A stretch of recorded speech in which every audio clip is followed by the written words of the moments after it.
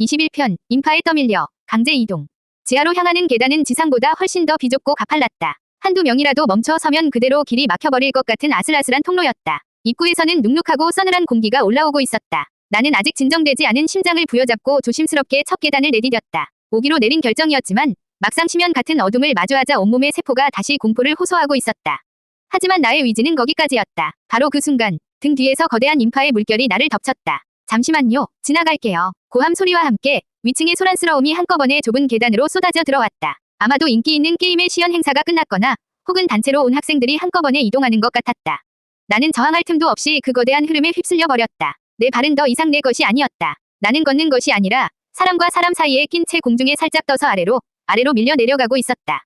마치 컨베이어 벨트 위에 올려진 부품처럼 나의 의지와는 전혀 상관없는 움직임이었다. 시스템이 강제적인 위치 이동을 감지합니다. 인파 개체에 위한 넉백 효과가 발생했습니다. 당신의 근력, 스탯이 너무 낮아 흐름에 저항할 수 없습니다. 눈앞에 떠오른 시스템 메시지는 나의 무력한 상황을 친절하게 설명해 주었다. 이것은 내 의지와는 상관없는 강제 이동이었다. 공포스러웠지만 한편으로는 기묘한 안도감이 들었다. 적어도 내가 스스로 더 깊은 곳으로 걸어 들어간다는 죄책감이나 두려움은 느끼지 않아도 되었으니까.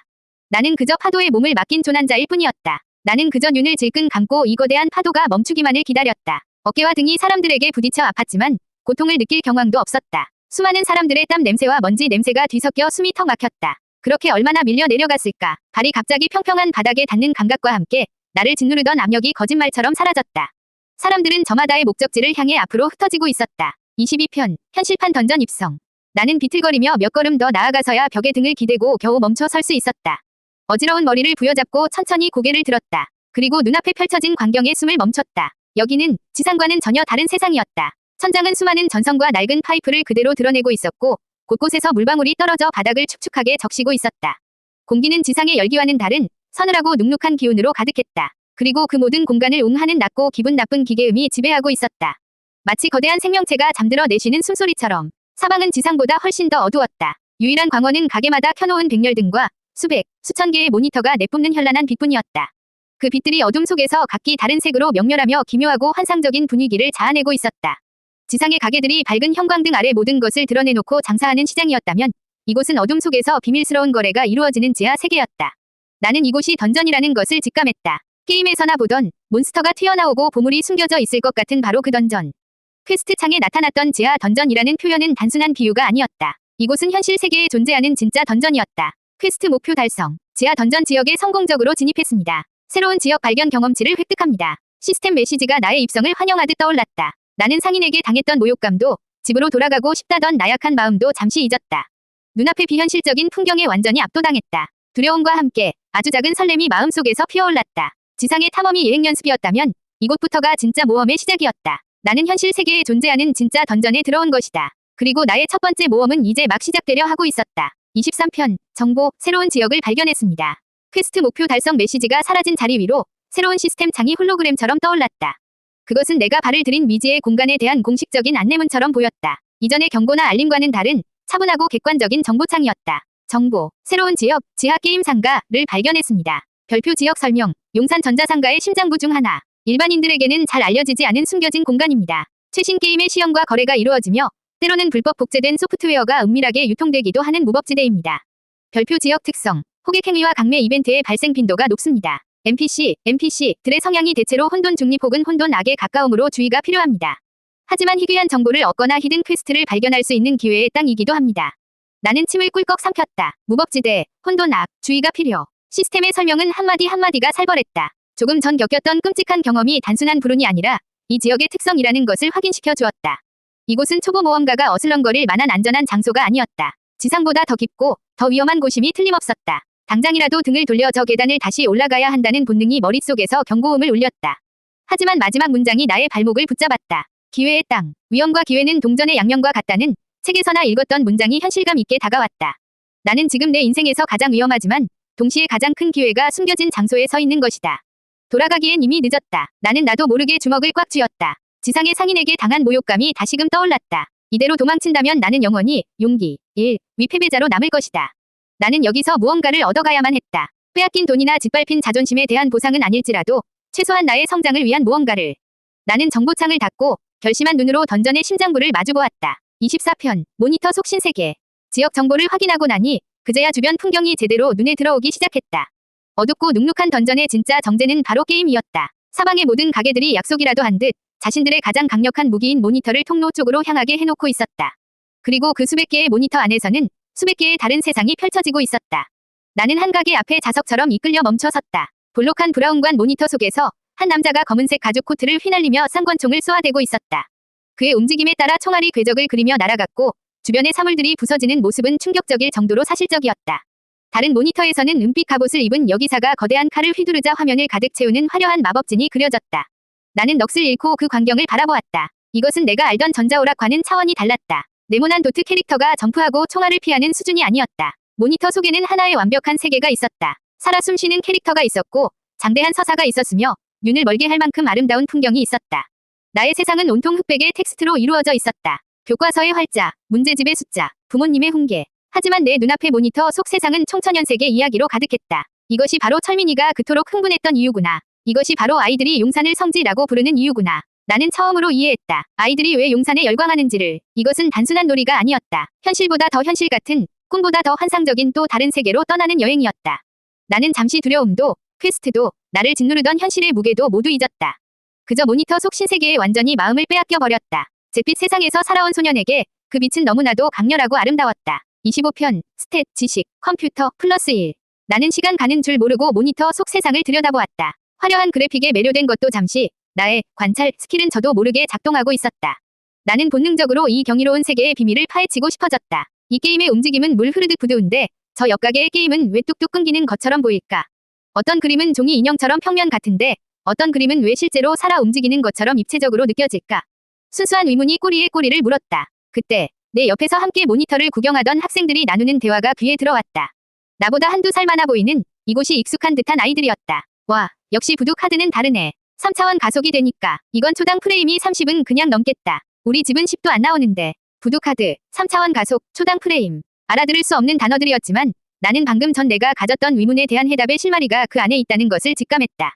나는 눈으로는 모니터를, 귀로는 학생들의 대화를 필사적으로 쫓았다. 시각 정보와 청각 정보가 머릿속에서 충돌하고 뒤섞이고 마침내 하나의 새로운 개념으로 조합되는 기묘한 감각. 아, 프레임이라는 게 높으면 부드럽게 보이는 거구나. 그리고 3차원 가속이라는 기능이 있어야 입체적으로 보이는 거고 그걸 해주는 게 부두 카드라는 부품인 건가. 유레카를 외친 아르키메데스가 이런 기분이었을까. 혼란스럽기만 하던 세계의 법칙 하나를 깨우친 듯한 짜릿한 쾌감이 온몸을 훑고 지나갔다. 바로 그 순간 시스템 메시지가 떠올랐다. 새로운 지식의 편린을 성공적으로 습득했습니다. 경험을 통해 미지의 개념, 프레임, 3D 가속을 이해했습니다. 스탯 지식, 컴퓨터, 가1 상승합니다. 지식, 컴퓨터, 01. 올랐다. 나는 속으로 환호성을 질렀다. 레벨업도, 스킬 획득도 아닌 순수한 스탯의 상승. 그것은 나의 노력으로 이뤄낸 첫 번째 성장이었다. 머리가 아주 약간 맑아지는 듯한 느낌과 함께 세상을 바라보는 나의 관점이 아주 미세하게 달라져 있었다. 나는 더 이상 이 던전의 무지한 침입자가 아니었다. 비록 미미하지만 이곳의 언어를 배우기 시작한 학습자였다. 이 작은 성취가 아까 상인에게 당했던 모욕감을 조금이나마 씻어주는 것 같았다. 26편, 범생이의 보호색, 스킬, 은신. 첫 스탯 상승이라는 작은 성취감은 내게 소심한 용기를 주었다. 나는 한 곳에만 머무르지 않고 지하 던전을 조금 더 탐험해보기로 마음먹었다. 물론 아까의 끔찍한 기억 때문에 심장은 여전히 조심스럽게 뛰고 있었다. 지상의 그 상인처럼 갑자기 누군가 내게 말을 걸어올까 봐 겁이 났다. 나는 최대한 몸을 움츠리고 최대한 존재감을 죽인 채 움직였다. 그러면서 관찰, 스킬로 가게 주인들, 즉 용팔이들의 행동 패턴을 유심히 살폈다.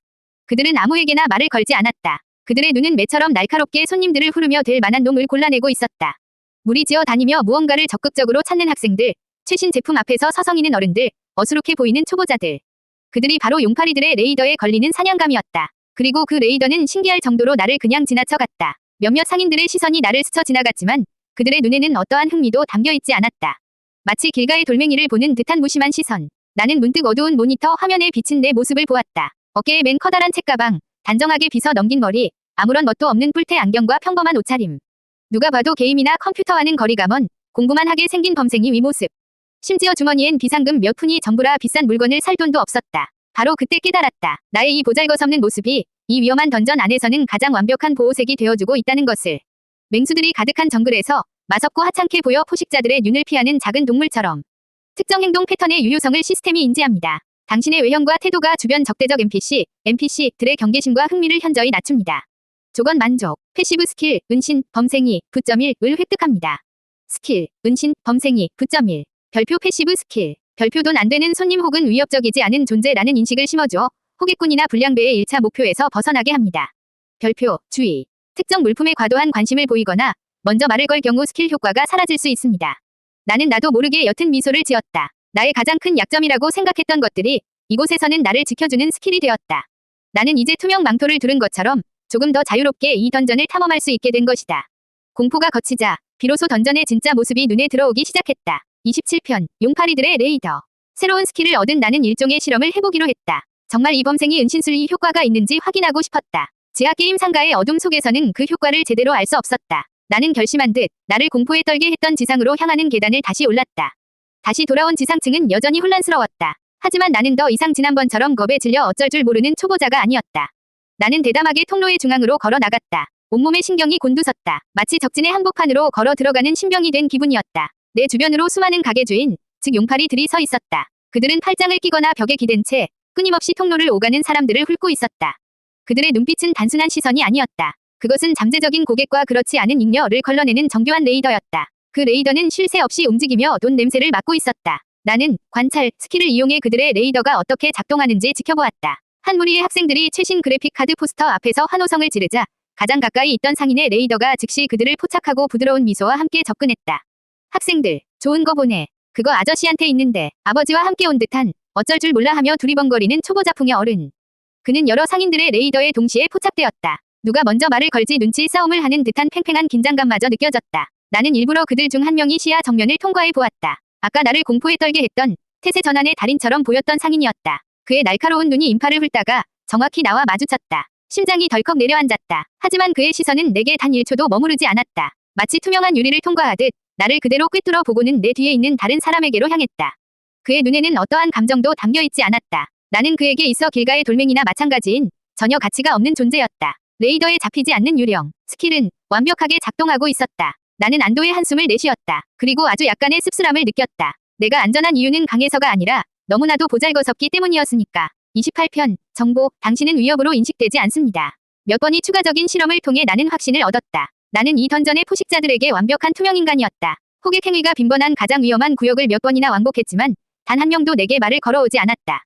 나는 다시 지하상가로 내려와 비교적 한적한 구석의 벤치에 앉았다. 쿵쾅거렸던 심장이 점차 안정을 되찾았다. 안도감, 그리고 해방감, 나를 짓눌렀던 가장 큰 공포가 사라지자 비로소 주변의 풍경을 제대로 감상할 수 있는 여유가 생겼다.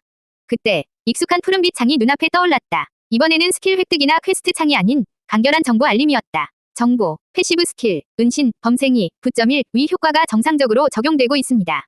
별표 현재 당신은 이 지역의 상인 NPC들에게 구매력이 없는 학생 혹은 단순 길치로 인식됩니다. 별표 분석 결과 당신은 위협으로 인식되지 않으며 동시에 잠재적 고객으로도 분류되지 않습니다.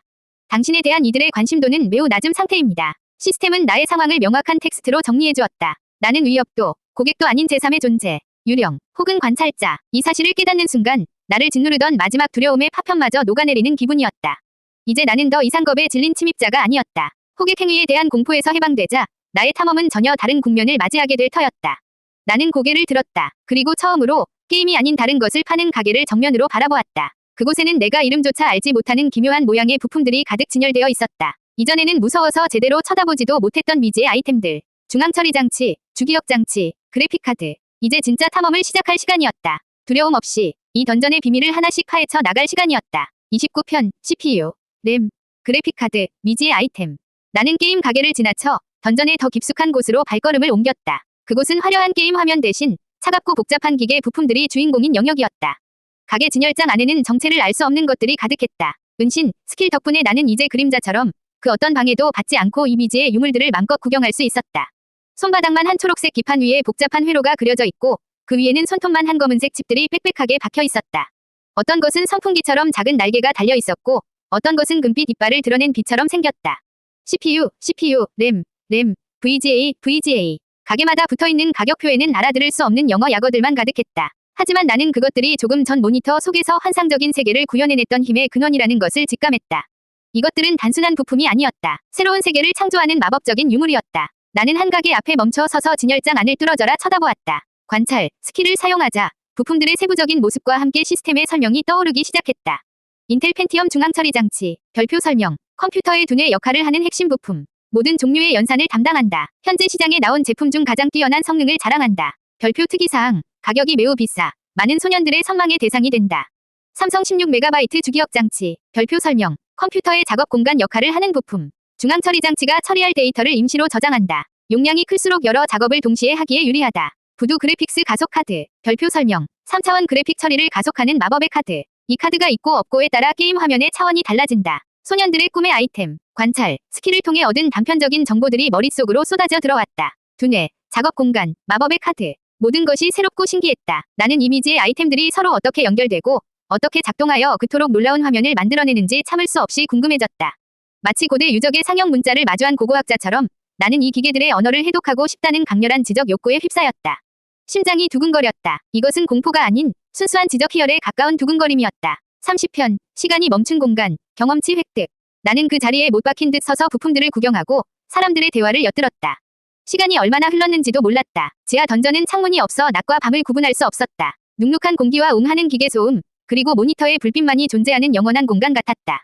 아저씨, 펜티엄 200이랑 233이랑 체감 성능 차이 많이 나요. 램 16메가 추가하면 디아블로 렉 줄어들까요? 학생들과 가게 주인이 나누는 대화는 나에게 살아있는 교과서였다. 그들의 질문과 답변 하나하나가 나의 지식, 컴퓨터, 스탯을 조금씩 채워주고 있었다.